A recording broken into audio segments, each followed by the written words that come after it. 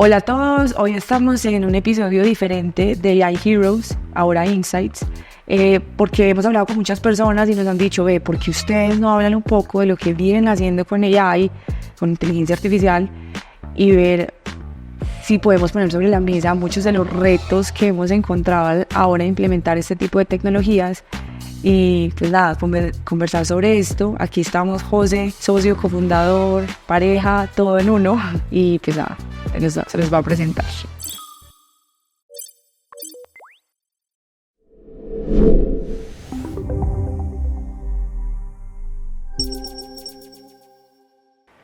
Listo, pues soy José, soy parte del equipo de Arcángel, súper feliz de estar acá.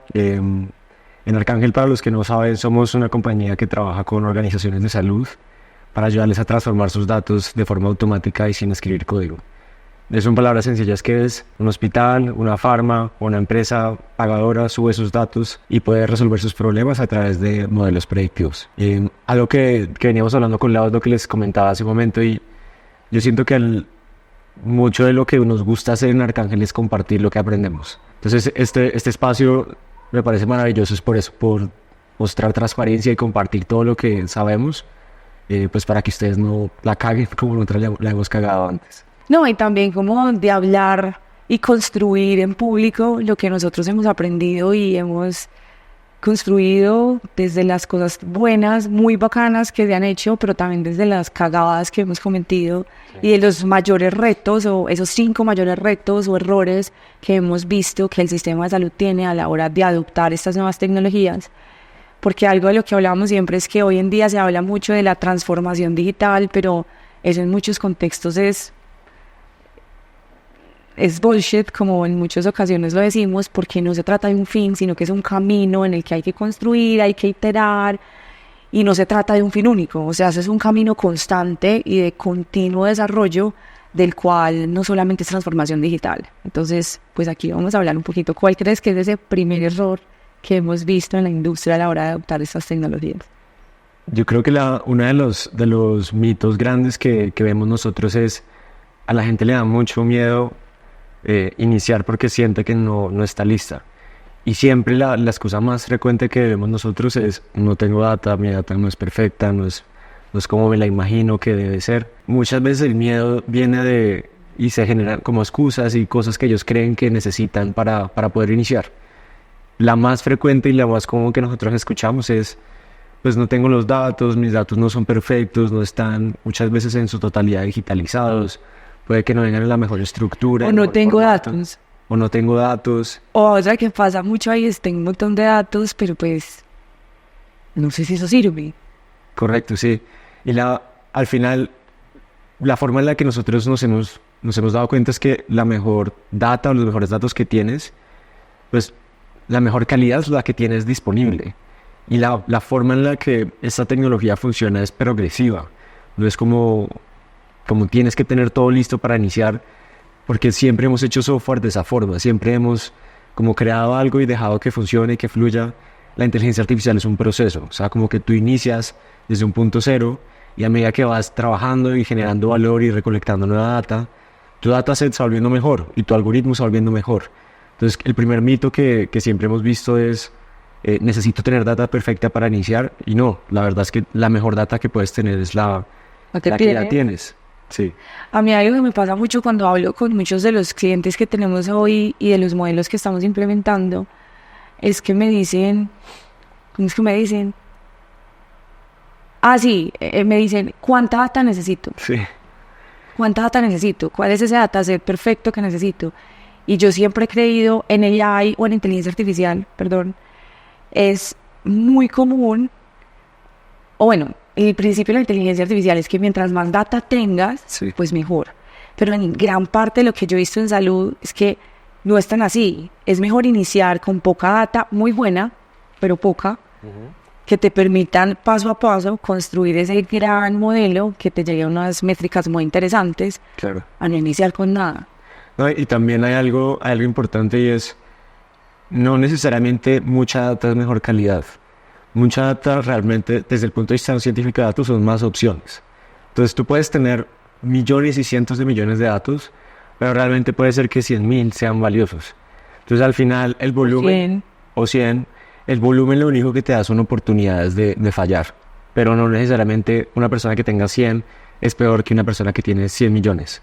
Porque esos 100 que tú puedes tener pueden ser mucho más valiosos que lo que el otro tiene, que es muchísimo mayor en cantidad. Que eso, de hecho, eso nos pasó con el caso de UNICEF que implementamos de leucemia, de detección temprana de leucemia, que teníamos un dataset muy pequeño, pero era de tan buena calidad que llegábamos en muy corto tiempo a unas métricas muy bonitas, superiores al 90% en precisión, sensitividad, que al final del día se nos comprobó que tú necesitas miles de datos y miles de millones con un pequeño frame.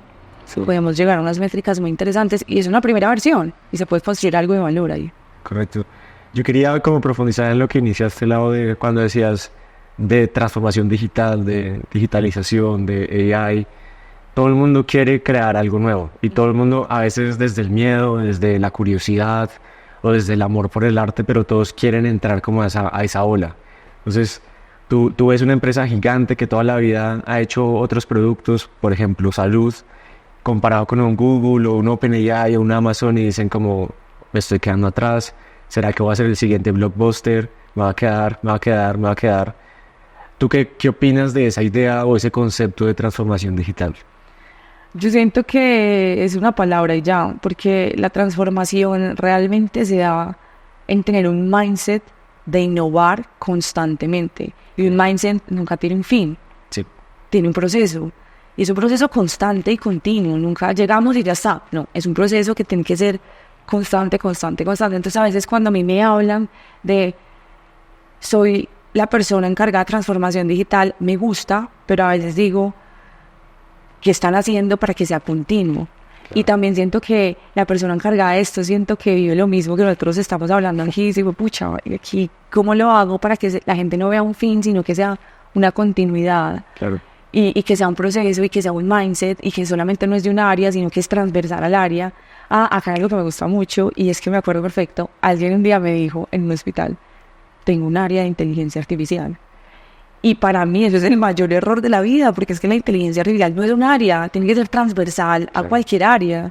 Entonces ahí es donde es muy interesante ver, pues eso es un mito también, como que no es un área la líder encargada de la inteligencia artificial, es que cualquier área, desde acceso, desde cualquier área, desde cualquier patología, desde el punto administrativo hasta, bueno, el que sea, tiene las capacidades de implementar modelos de inteligencia artificial para ser más eficiente, más óptimo, detectar a tiempo, predecir adherencia, etcétera, y un sinfín de posibilidades.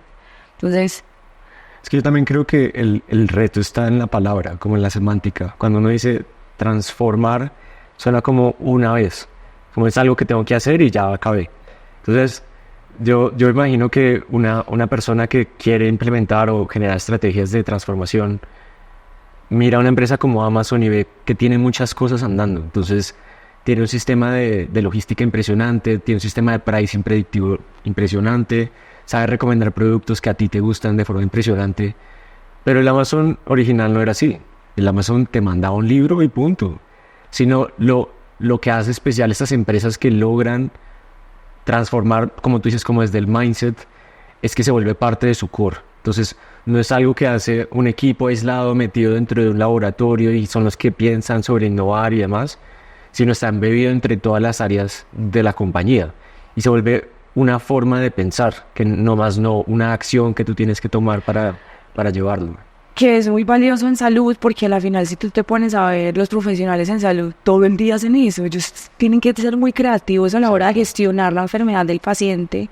Lo único que siento que falta en ese concepto de transformación digital es que empiecen a adoptar nuevas herramientas tecnológicas que le permiten ser mucho más creativos a los médicos, a los profesionales de salud, a los administrativos, a tomar muchas mejores decisiones basadas en información.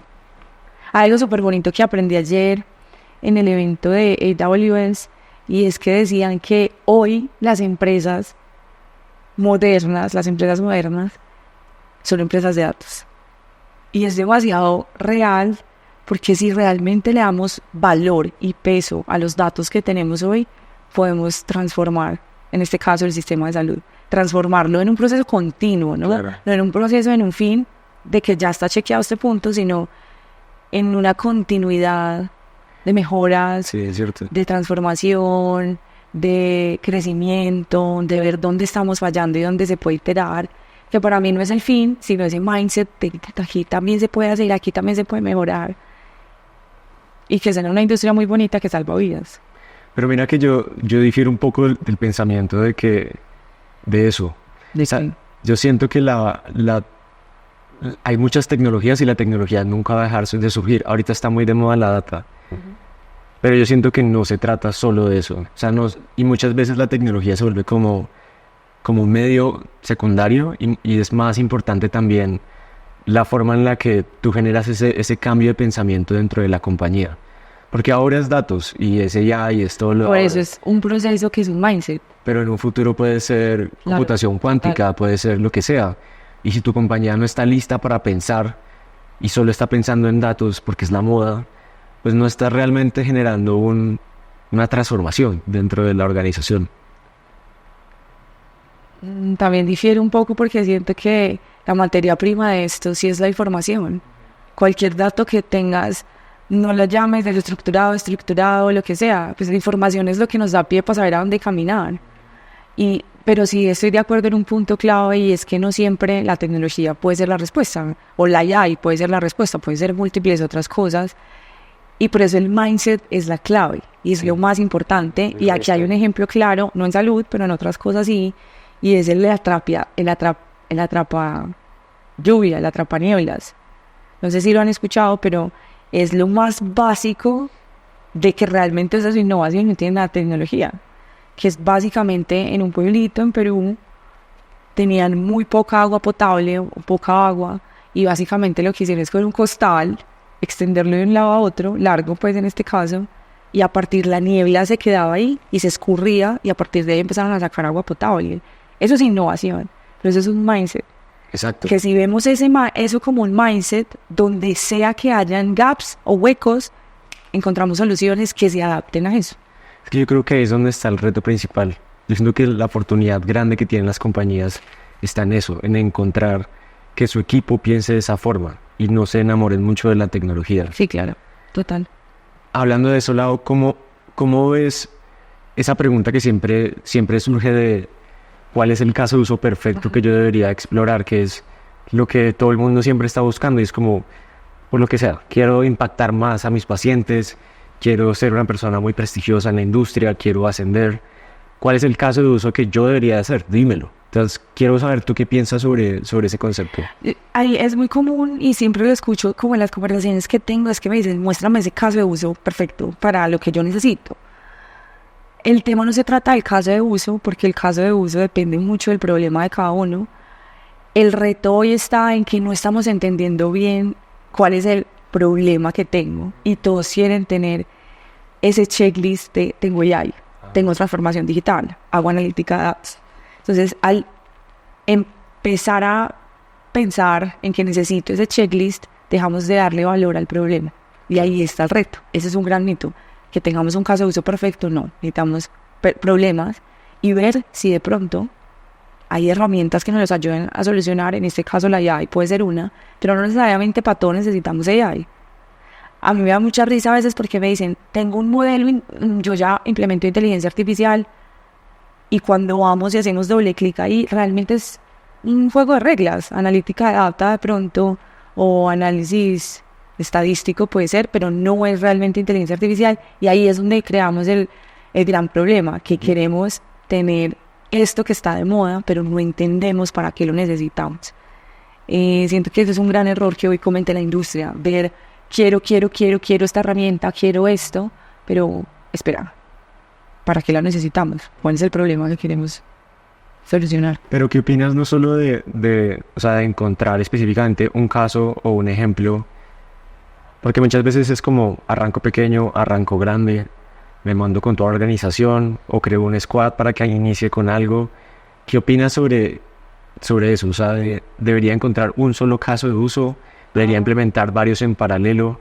¿Cómo ves tú la idea de eso, de implementación de diferentes escenarios? Depende mucho de cada uno de los puntos y de cada una de las necesidades, creo yo. ¿Qué piensas tú? Yo siento que lo interesante de esta tecnología es que puede abarcar varias áreas de la compañía. Y como volviendo al ejemplo de Amazon, yo siento que es es un buen concepto, en el sentido de que cuando tú piloteas es como cuando tú vas a remodelar tu casa. Si tú solamente pintas el hall de tu casa, pues no vas a sentir ningún cambio significativo. Muchas veces puede que necesites cambiar la cocina, cambiar tu baño, cambiar tu escalera. Y en ocasiones tiene mucho sentido implementar esto como líneas de pensamiento dentro de la compañía que entre todas transformen la forma en la que se hacen las cosas. Y muchas veces se trata de repensar cómo hacemos lo que hacemos. Entonces, imagínate, por ejemplo, que tú tienes tu cliente y tú entiendes cómo es el journey del cliente. ¿Qué pasaría si tú defines un squad multidisciplinario que, digamos, tienes gente de acceso, de medical, de innovación, de tecnología, y entre todos repiensan la forma en la que se hacen las cosas? Yo he visto en las experiencias que hemos tenido en Arcángel que los equipos y las compañías que hacen eso tienen una probabilidad de mayor éxito. Cuando no funcionan de forma aislada, sino intentan transformar algo desde el problema y no desde la tecnología, les permite tener una probabilidad mayor de éxito. Es lo que yo opino. Sí, yo creo que al final del día se reduce a entender muy bien el problema, pero no es de solo un área, sino es de todo. Y así se vuelve mucho más eficiente hacia dónde caminar, apalancado de tecnologías como AI o de pronto otras cosas. Siento que ahí está como el punto. Y el error de hoy, para reiterar ese segundo error, es que todos creemos que hay un caso de uso perfecto y pues no lo hay. No hay caso de uso perfecto.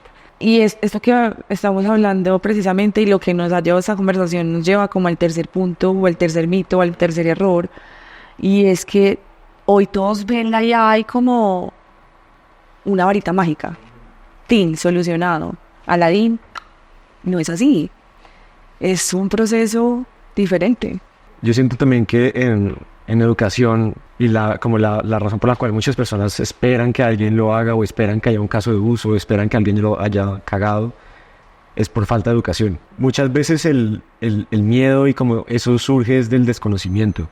Entonces, por ejemplo, nosotros nos damos cuenta que algo que yo soñaría que exista es: si vas a colocar un equipo a trabajar en lo que sea, en transformación digital o en inteligencia artificial, parce, gástense 20 horas estudiando los conceptos básicos. O sea, a mí me parece ineficiente, por ejemplo, que un equipo piense que una fórmula de Excel es inteligencia artificial, o que tú estés intentando sacarle punta a un lápiz con un machete, porque no es lo mismo. Hay conceptos básicos que tú necesitas tener para poder aplicar esa tecnología de forma exitosa.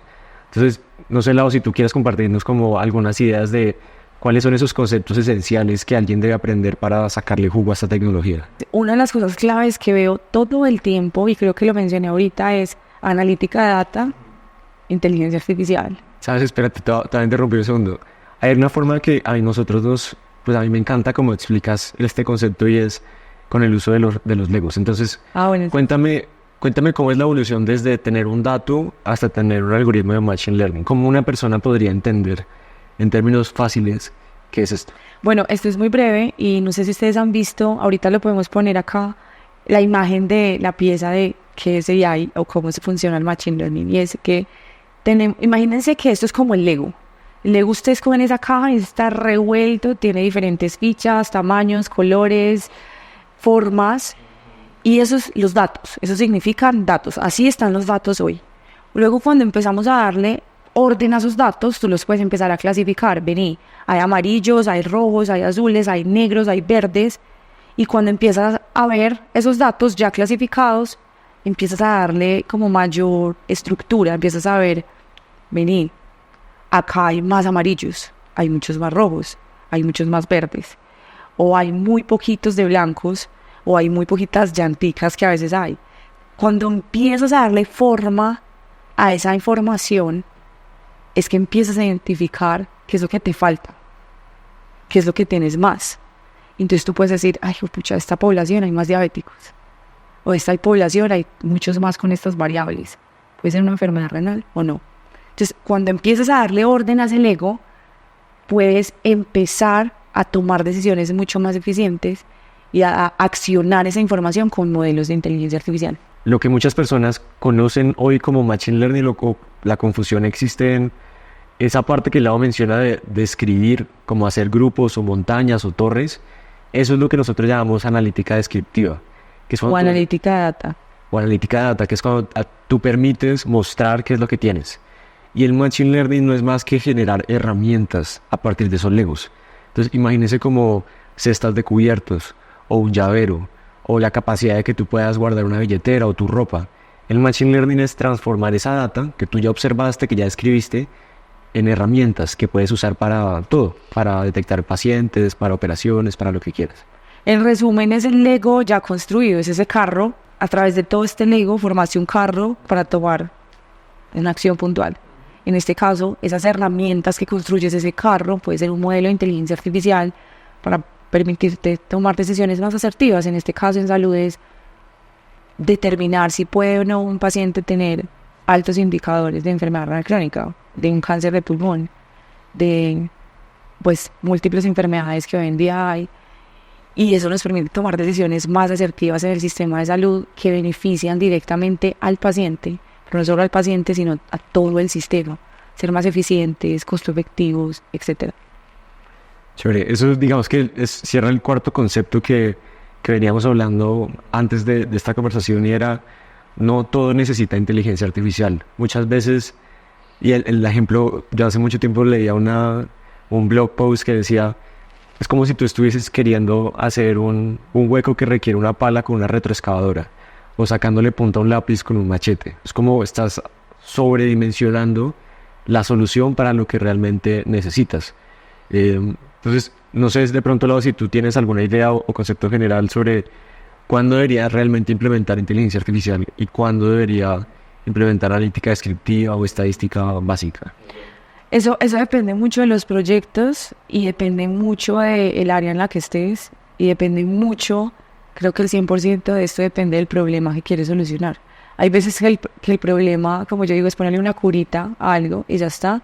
Por ejemplo, hay uno en este momento que he visto mucho para diferentes instituciones, y es el tema de la fórmula médica. Cuando un médico formula sus tratamientos, muchas veces no ve qué está pasando con el paciente anteriormente o con qué está medicado, y a veces esa fórmula no hace match con este medicamento que tiene anteriormente el paciente.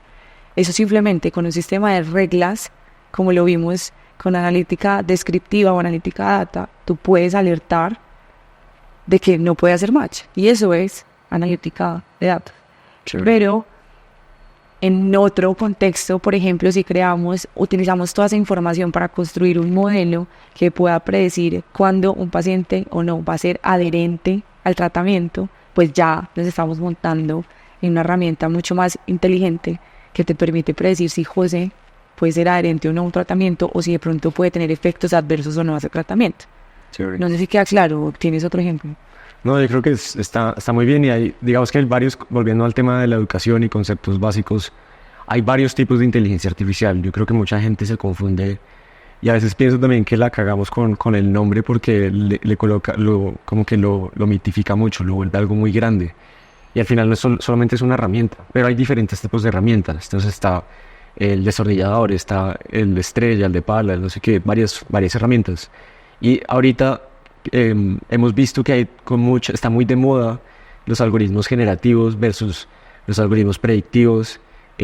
¿Puedes explicarnos un poco cuál es la diferencia entre esos dos, o cómo juegan un papel para alguien de la industria de la salud? ¿Qué tendría de relevancia uno versus el otro? Yo creo que hoy un gran error que hay en el sistema es pensar que la AI generativa es lo único de inteligencia artificial. Sí, ese es un gran error.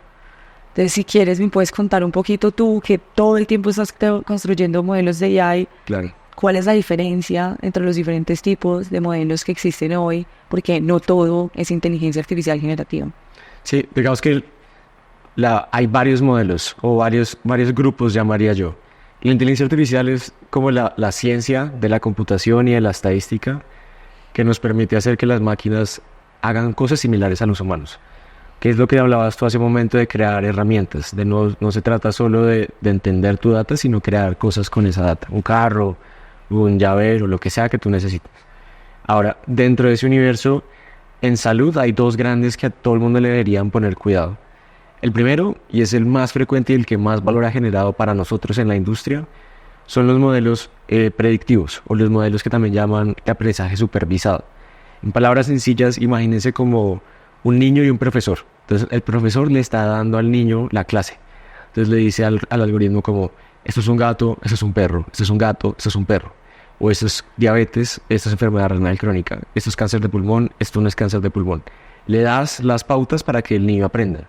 Y esos algoritmos son muy útiles en salud porque te permiten dar decisiones concretas y específicas y basadas en tu información. La maravilla con la inteligencia artificial generativa es que, como dice su nombre, genera cosas. Entonces, muchas veces lo maravilloso y digamos que lo que nos hace, lo que es sorprendente de ella es que con un único entrenamiento puede hacer cosas muy amplias. Entonces, por ejemplo, tú le puedes decir a ChatGPT, créame una imagen de un médico en un laboratorio y te la va a crear. O le dices, créame un poema de este paciente con este caso y te lo va a crear.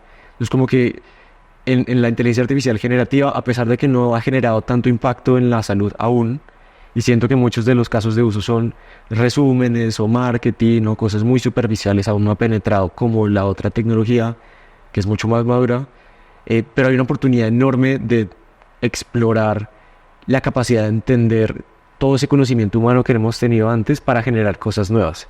Entonces, por ejemplo, hablábamos la vez pasada sobre las enfermedades raras.